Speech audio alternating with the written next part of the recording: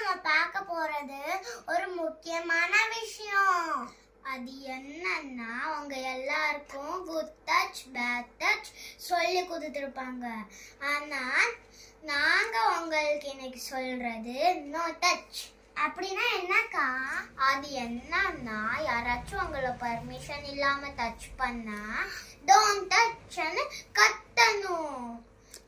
உடனே ரன் பண்ணி உங்க அப்பா அம்மா கிட்ட போய் எல்லா விஷயத்தையும் சொல்லிடணும். ஒரு முக்கியமான விஷயம் எனக்கு தெரியும் தங்கச்சி, சொல்லி உங்களுக்கு.